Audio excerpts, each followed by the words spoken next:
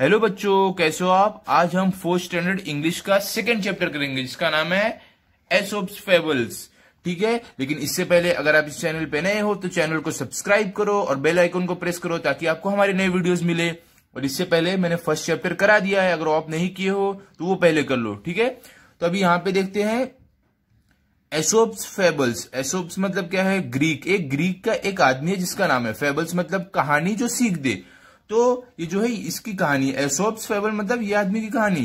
Fables are short stories that have moral और message for us. Moral मतलब सीख, message मतलब संदेश।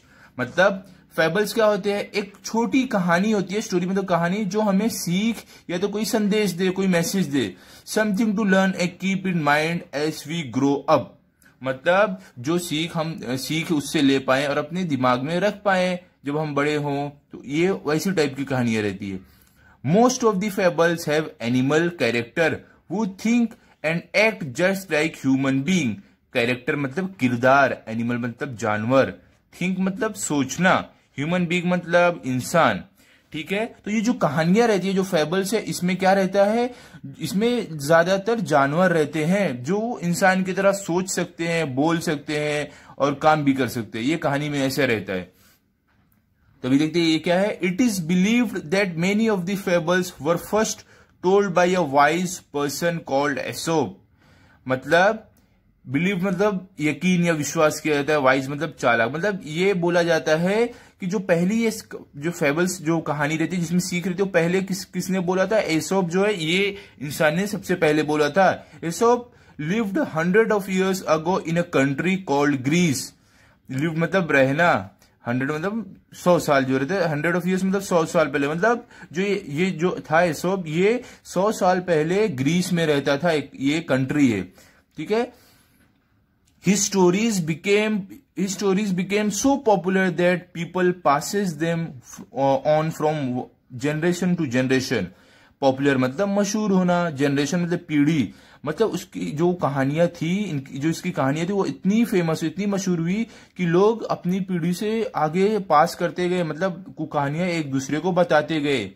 Many proverbs and sayings that we use today are based on these fables. Proverbs मतलब कहावतें, sayings मतलब बातें। मतलब जो आज के जमाने में जो कहावत और बातें की जाती है, जो नहीं हम लोग कोई कहावत या मुहावरा देते हैं, वो इन्हीं कहानियों से रहते हैं। Here are two well known fables. मतलब वेल नोन मतलब जानी मानी। फेबल्स मतलब कहानी, जो कहानी नहीं रहती है जिसमें सीख हो। तो यहाँ पे दो कहानी बताई गई है। देखो पहली कहानी क्या है? The Stag at the pool. Stag मतलब क्या होता है बच्चों? हिरन जैसा दिखता है जिसको बोलते हैं बारहसिंगा। स्टैग मतलब बारहसिंगा। पूल मतलब जिसमें पानी नहीं रहता उसको पूल बोलते हैं। तो मतलब बारहसिंगा पूल पे। अब देखते हैं यहाँ पे क्या है। One day a beautiful stag came to the pool of clear water. Beautiful मतलब सुंदर, स्टैग मतलब बारहसिंगा। तो हिरन जैसा रहता है वो बारहसिंगा रहता है। पूल मतलब जहां पे पानी हो, क्लियर वाटर मतलब साफ पानी। मतलब एक दिन एक बहुत ही खूबसूरत बारहसिंगा पानी के पास आता है। ऐसी bend down to drink. Bend मतलब झुकना। मतलब वो जैसी ड्रिंक मतलब पीने, जो जैसी वो झुकता है पानी पीने के लिए। He saw his own reflection in the water. मतलब रिफ्लेक्शन मतलब अपनी परछाई देखना। तो वो कैसा, वो अपनी जब वो पानी पीने के लिए झुकता है तो अपनी परछाई वो पानी के अंदर देखता है। He was delighted with that he saw. मतलब डिलाइटेड मतलब प्रसन्न, खुश होना। तो ये देख के वो बहुत खुश होता है। इंस्टेड ऑफ ड्रिंकिंग वाटर मतलब ड्रिंकिंग वाटर मतलब पानी पीना, मतलब पानी पीने की बजाय he kept looking at his own reflection. Own मतलब अपने, मतलब अपनी ही परछाई को वो देखने लगा। पानी नहीं पी रहा था और परछाई को देखने लगा। क्या बोला फिर वो? How handsome I look. Handsome मतलब सुंदर। तो क्या बोलते हैं? कितना मैं सुंदर दिखता हूं, ऐसा ये बोला। देखो यहां पे ये है बारहसिंगा। देखो ये पानी पी रहा है और अपनी परछाई पानी में देख रहा है और बोल रहा है कि पानी पीने के लिए फिर रुक गया। फिर बोल रहा है कितना खूबसूरत हो, ऐसा बोलने लगा। ठीक है, अभी आगे देखते हैं। आगे क्या है? How beautiful are these curving antlers. मतलब कर्विंग मतलब मुड़े हुए, एंटलर्स मतलब जो हिरन के सींग नहीं रहते हैं उसको बोलते हैं। तो क्या बोलता है कि मेरे ये जो सींग है कितने खूबसूरत हैं। देखो देखो सच में इसके सींग, देखो इसको बोलते हैं कर्विंग एंटलर्स, इसको बोलते हैं। देखो कितने खूबसूरत है ना। अभी आगे देखते हैं।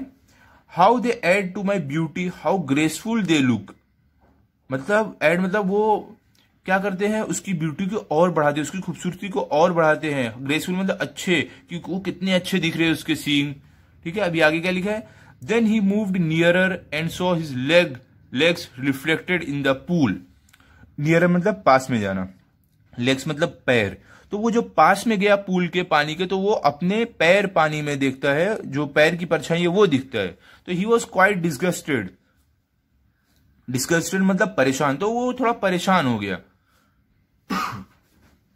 लुक एट माई लेग्स, तो क्या बोला, लेग मतलब पैर, मतलब मेरे पैर को देखो। ओह दे आर सो अगली, मतलब क्या बोला, अगली मतलब बदसूरत, जो बुरे। तो मतलब कि ये कितने बदसूरत है मेरे पैर, ऐसा बोला। ऑल स्पिंडली विथ स्मॉल फीट, स्पिंडली मतलब जो लंबे पैर नहीं रहते हैं, लंबा कुछ, उसको बोलते हैं। तो क्या बोलता है कि लंबे पैर और इतना छोटे मेरे ये पैर, मतलब उसका जो ये लंबा पैर रहता है और नीचे का जो पैर, जो पांव रहता है, देखो इसको बोलता है कि मेरे इतने लंबे पैर और ये नीचे का इतना छोटा।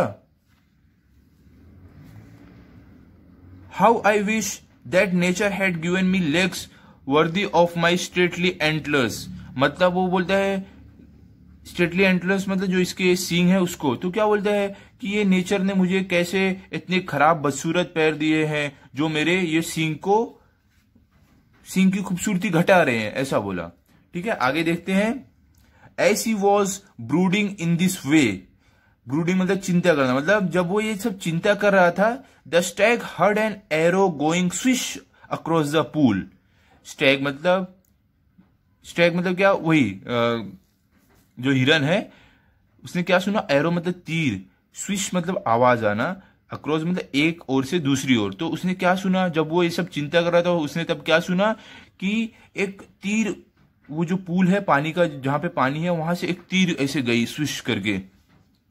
Eight the same time he picked up and the scent of hunter, scent मतलब खुशबू, हंटर मतलब शिकारी। तभी उसको एक शिकारी की खुशबू आई, जब वो ये सब बोल रहा था, अरे मेरे सींग तो खूबसूरत है, पैर तो बदसूरत है, ये सब बोल रहा था, वही time.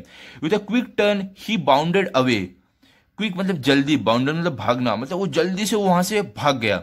His legs carried him swiftly into the forest, swiftly मतलब तेजी से, फॉरेस्ट मतलब जंगल। तो क्या रहता है, उसके जो पैर है उसको बहुत जल्दी जंगल में पहुंचा दिए। क्यों, क्योंकि उसके पैर लंबे रहते हैं ना, तो उससे बहुत फास्ट दौड़ पाता है, इसके लिए जल्दी जल्दी भाग गया जंगल में। The hunter were hot on his trail but they were no match for his speed, मतलब जो हंटर मतलब शिकारी था, वो तो पकड़ने के लिए आया था, लेकिन क्या हिरन बहुत फास्ट भाग रहा था, बहुत तेज भाग रहा था, तो वो उसे पकड़ नहीं पाया। Soon the Stag left the Hunter far behind, Stag मतलब वही जो बारहसिंगा है, वो जो शिकारी को बहुत पीछे छोड़ दिया, उतनी फास्ट बहुत तेजी से भाग रहा था ना, तो उसने शिकारी को बहुत पीछे छोड़ दिया। ठीक है, अभी आगे देखते हैं, आगे क्या बच्चों। Safe and out of the hunters reach the Stag slow down, मतलब सेफ मतलब सुरक्षित, हंटर मतलब शिकारी, स्लो मतलब धीरे, मतलब जब वो शिकारी से बहुत दूर चला गया, सुरक्षित हो गया, तो वो धीरे धीरे चलने लगा। Suddenly without realising it he walked into a thicket, मतलब सडनली मतलब अचानक, तो अचानक वो बिना जाने कैसे एक बहुत ही घनी झाड़ी में चला गया। There were trees with strong branches growing close together, मतलब ट्रीज मतलब पेड़, ब्रांचेस मतलब डाली, मतलब जहां पे वो पहुंचा तो वहां पे पेड़ थे और डाली थी जो एकदम पास पास में उगी हुई थी, देखो ऐसे एकदम पास पास में सब है, वैसी थी। And alas the same antlers of which he was proud got caught in the thick growth, antler मतलब जो इसके सींग है, ये इसको बोला है, देखो हिरन के जो सींग है, मतलब प्राउड मतलब गर्व, ठीक मतलब घने, मतलब जिस सींग पे उसको घमंड था, गर्व था, वही सींग ने उसको फंसा दिया झाड़ियों में।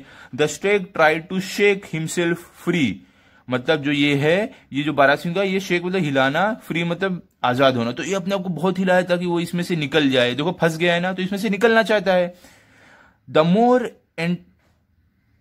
But the more he struggled, the more entangled his antlers got in the branches. Struggle मतलब कोशिश करना, entangle मतलब उलझना, तो मतलब जितना ज्यादा वो कोशिश कर रहा था इसमें से निकलने की, उतना ज्यादा ही वो इसके अंदर फंसता जा रहा था। Once again, the stag could hear the hunters drawing close. मतलब उसको वापिस सुनाई दिया कि शिकारी उसके पास आ रहा है। एंड ग्रू अफ्रेड, अफ्रेड मतलब डरना। तो ये हिरन जो ये बारहसिंगा था वो वापिस डर गया। At last with great difficulty, मतलब आखिरी में डिफिकल्टी मतलब मुश्किल है, मतलब बहुत मुश्किल से he manage to free his antlers and bounded away. Antlers मतलब मैंने आपको बताया इसके सींग, बाउंडेड मतलब भागना, मतलब वो आखिरी में बहुत मुश्किल से बहुत कोशिश करने के बाद फ्री हुआ और अपनी सींग निकाल के भाग गया। आई रियलाइज नाउ दैट माई अगली फीट सेव्ड माई लाइफ। तो ये अभी ये क्या बोल रहा है, ये जो बारहसिंगा है, कि अब मुझे पता चला कि मेरे जो जिस पैर को मैं बदसूरत बोल रहा था वो मेरी जान बचाए। I was so proud of these handsome antlers.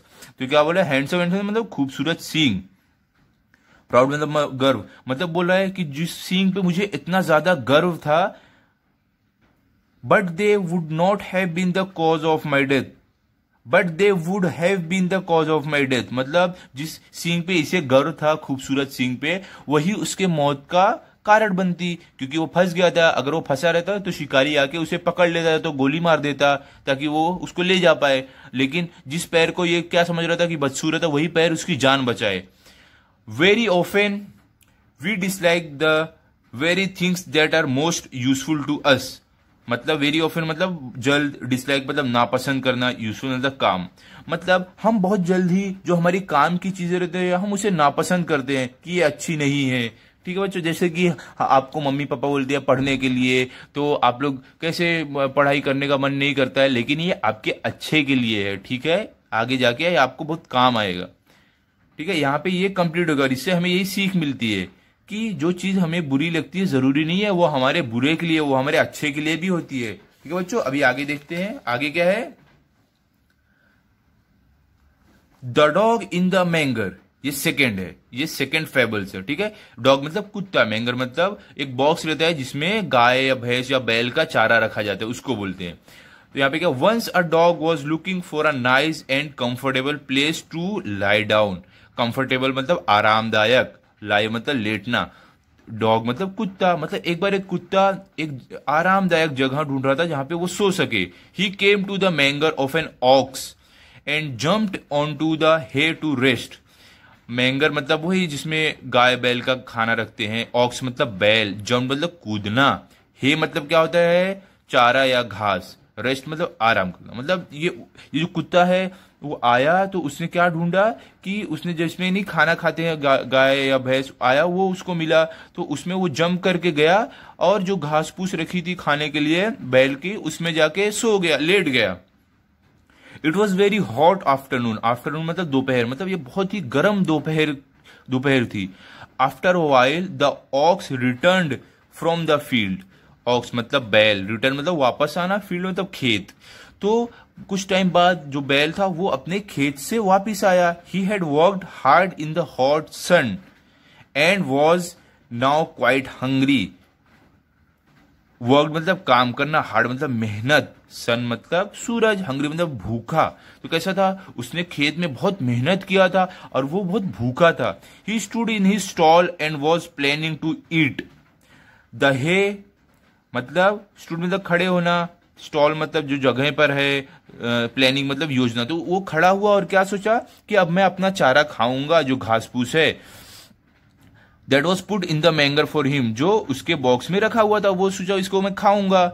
However when he reached for the hay, मतलब जब वो पहुंचा चारा खाने के लिए, रीच मतलब पहुंचना। The dog saw him, saw मतलब देखना, तो जो कुत्ता था उसने उसको देखा बैल को आते हुए जो घास खाने आ रहा था। स्टैंडिंग इन द मैंगर मतलब स्टैंडिंग मतलब खड़े रहना। तो देखो बच्चों यहाँ पे ये जो डॉग है, ये बॉक्स है, इसमें देखो चारा रखा हुआ है, ये जो बैल का है, तो इसमें खड़े हो गया, देखो यहाँ पे खड़ा हुआ दिख रहा है। तो क्या बोला, standing in the manger he began to bark loudly at the ox. Bark मतलब भौंकना, लाउडली मतलब जोर से। तो क्या किया, वो इसमें खड़े होके ये जो ऑक्स जो बैल है उस पे जोर जोर से भौंकने लगा। देखो यहाँ पे पिक्चर्स में दिख रहा है, जोर जोर से भौंक रहा है। आगे क्या होता है, each time that the ox came near the hay, the dog snarled, barked and snapped at the ox. Hay मतलब वही चारा, और स्नार्ट मतलब गुर्राना, बाग मतलब भौंकना, स्नैप मतलब झपट्टा मारना। मतलब जब भी ये जो बैल बेचारा है अपना खाना खाने के लिए आता था तो एक कुत्ता गुर्राता था, झपटता था और भौंकता था बैल के ऊपर। तो आगे क्या, he would not allow the ox to eat his hay. मतलब ये जो कुत्ता है ये बेचारे बैल को अपना खाना खाने नहीं दे रहा था। Oxen are generally peace loving and patient animals. मतलब जो बैल रहते जनरली मतलब आमतौर पे पीस लविंग मतलब शांतिपूर्ण, और पेशेंट मतलब सबरदार। मतलब कैसा, जो ये बैल है ना ये बहुत ही सबरदार और एकदम शांत जानवर रहते हैं। देखो हमने देखा है ना, बैल ये सब कभी कुछ नहीं करते, एकदम शांति से रहते हैं। But finally the ox got upset and spoke firmly. Upset मतलब दुखी होना, फर्मली मतलब जोर से, जो गुस्सा होके नहीं बोलते हैं उसको बोलते हैं ऐसे फर्मली। तो क्या बोला कि ये जो बैल था वो दुखी हो गया और वो जोर से गुस्से में बोला, dog if you wanted to share my dinner with me I would not mind it. Dinner मतलब क्या होता है, रात का खाना। तो ये क्या बोला बैल कि कुत्ते से बोला अगर तुम्हें मेरा खाना शेयर करना है तो मतलब अगर खाना है तो मुझे कोई प्रॉब्लम नहीं है, but you neither eat the hay nor allow me to enjoy it. लेकिन क्या बोला कि लेकिन ना तुम इसको खुद खा रहे हो ना मुझे खाने दे रहे हो। It is of no use to you. मतलब कि ये तुम्हारे कोई भी काम का नहीं है, यूज मतलब काम, तो ये तुम्हारे कोई भी काम का नहीं है। Then why don't you let me have my favourite food. Favourite मतलब पसंदीदा, फूड मतलब खाना। तो बोला तो तुम मुझे मेरा जो पसंदीदा खाना है, जो मेरा फेवरेट खाना है, वो मुझे खाने क्यों नहीं दे रहे हो? ना तुम खुद खा रहे हो, ना ये तुम्हारे कुछ काम का है, ना मुझे खाने दे रहे हो। Don't begrudge others what you don't enjoy yourself. मतलब इंजॉय योर सेल्फ मतलब जो इंजॉय करते हैं, जो हमें अच्छा लगता है। मतलब बेग्रज मतलब किसी कारण दुख देना, किसी को दुखी करना। तो क्या बोला, जो तुम्हें पसंद नहीं हो तो इसलिए तुम दूसरों को उसी कारण परेशान मत करो। मतलब जो आपको खुद चीज पसंद नहीं हो तो उस चीज के लिए दूसरों को परेशान मत करो, दूसरे को वो चीज का मजा लेने दो। ऐसा ये बैल ये कुत्ते से बोला। ठीक है बच्चों, तो यहां से हमें ये सीख मिलती है कि जो चीज हमें अच्छी नहीं लगती है तो जरूरी नहीं है कि वो चीज दूसरों को भी अच्छी ना लगे। तो यहाँ पे हमारा ये चैप्टर कंप्लीट हो गया बच्चों। ठीक है, अब अगले वीडियो में मैं आपको इसके क्वेश्चन आंसर कराऊंगा। ठीक है।